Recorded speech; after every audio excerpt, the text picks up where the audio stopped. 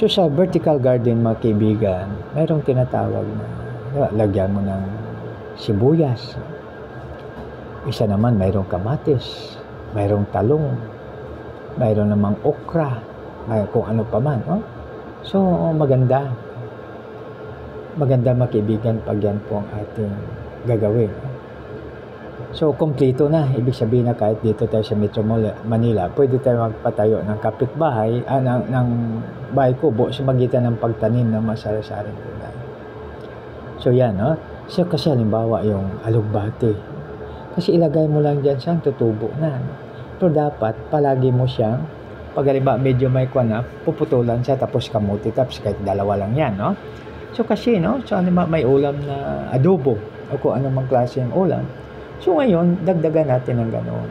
Ano ba, ngayong umaga ay maglaga tayo ng saluyot. Tapos sunod naman ay maglaga ng kamuti. Tapos naman ay maglaga ng alugbati. So ibig sabihin na mayroon na tayong additional na ulam. No? So di ba napakaganda mga kaibigan pag yan pong ating gagawin. No? So balikan natin ang 11. No? So ibig sabihin na sundit, igalang si Yahweh. So, yan ang pagsunod natin sa ating Panginoon. Dahil instructions niya na unawaan ang bawat isa, magmahalan ang bawat isa. Ha? So, kaya ganun. So, of course, bago natin ibigay ang paggalang sa iba, siyempre, unahin po natin na igalang natin ang ating sarili. Ha? So, ibig sabihin na mahalin natin ang ating sarili, alagaan po natin, huwag tayong magkain ng sobra, huwag tayong uminom ng sobra, huwag natin sirain ang ating katawan dahil ito ay templo ng banal na espiritu. No? So, kaya napakaganda, huwag tayong uminom ng sobra, huwag tayong kumain ng sobra, kasi ang kasalanan, pag kumain tayo ng sobra ay gluttony, no? Glutton. Sobrang kain, sobrang inom. So, salamat na lang tayo mga kaibigan dahil hindi basta-basta ang creation ni Lord sa atin. No? So, bakit? No? So, kasi pag sa pagkain, mayroon tayong limit. No? Kaya, ano ba, pupunta tayo ngayon sa buffet, no? Sa Eat All You Can. So, tansyado na yan ng may-ari ng restaurant na kung ano ang kahit gaano tayo kagutom, talagang may limitasyon ang pagpasok natin sa kwan. Kasi hindi pwede na yung isang linggo nating pagkain ay isang araw lang natin ilagay sa ating tiyan. Parang hindi siya pwede, no? Kasi tulad yung mana, no? Sabi ni Lord kay Moses, sabihin mo sa mga tao, ha? Yung kunin na nila ngayon, yung pang isang araw lang, o lahat na nagkuha ng sobra, nagpanis, bumako.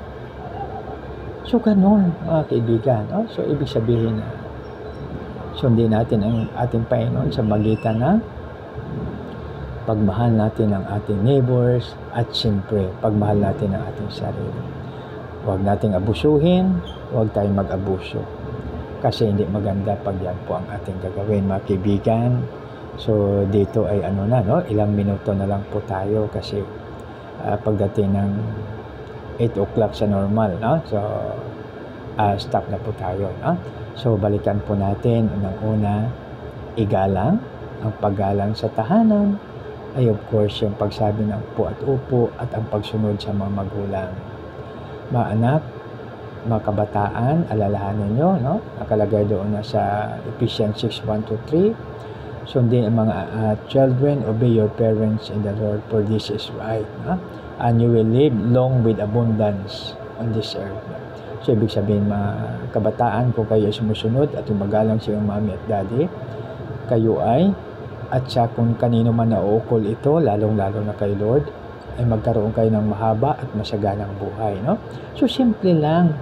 So, pagsunod at paggalang sa mami at daddy. No? So, di ba napakaganda pag yan po ang ating gagawin. No? So, yan mga kaibigan, tayo na po'y manalangin.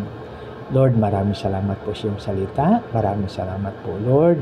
Tulungan po kami na aming ipamahagi ito, yung sa mga awit 34:11, upang, Panginoon, maging alulod kami ng pagpapala sa aming kapwa. Lord, maraming salamat sa iyo. Sa iyo lamang ang kapurihan at kaluyan, Panginoon.